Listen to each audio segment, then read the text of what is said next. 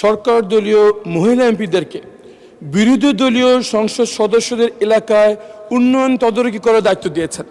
এই কাজ কি তাদেরকে এই জন্য দেওয়া হচ্ছে যাতে আমরা যারা বিরোধী দলীয় এমপি আছি আমাদের এলাকায় উন্নয়ন কর্মকাণ্ডে আমাদের কোনো হাত থাকবে না। মাননীয় সংসদ সদস্য, আপনি যে প্রশ্নটি করেছেন তার জন্য আপনাকে আন্তরিকভাবে ধন্যবাদ।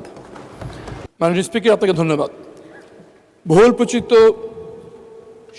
পত্রিকায় আমরা জানতে পেরেছি মাননীয় প্রধানমন্ত্রী সরকার দলীয় মহিলা এমপিদেরকে বিরোধী দলীয় সংসদ সদস্যদের এলাকায় উন্নয়ন তদারকি করার দায়িত্ব দিয়েছেন।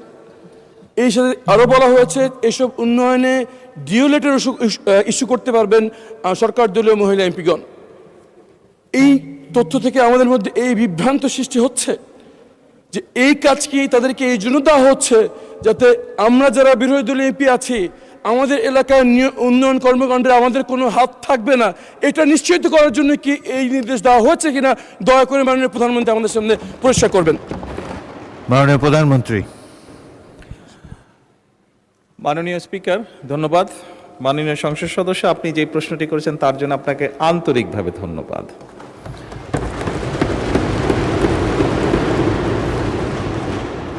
আপনি বোধহয় নিশ্চয়ই জানেন যে আমাদের দল থেকে এবং আপনাদের দল থেকে যে সকল নারী সদস্যকে সংসদ সদস্য হিসাবে নির্বাচিত করা হয়েছে কয়েকদিন আগে, সংবিধানে বা আইনে নির্দিষ্টভাবে তাদের কোনো আসন নেই। আপনার বা আমার যেরকম নির্দিষ্ট আসন আছে সেভাবে নির্দিষ্ট কোনো আসন নেই।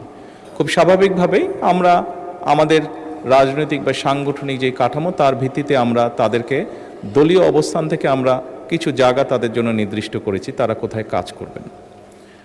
আপনার নির্বাচনী এলাকায় একজন জনপ্রতিনিধি হিসাবে আপনার সম্পূর্ণ হক আছে যে আপনি আপনার এলাকার নির্বাচন উন্নয়নের ব্যাপারে কিভাবে ভূমিকা রাখতে চান। যেহেতু এই সংসদ এই নারী নেতৃবৃন্দকে বা নারী সংসদ সদস্যদেরকে নির্বাচিত করেছে, খুব স্বাভাবিকভাবেই তাদেরও একই রকমভাবে হক আছে।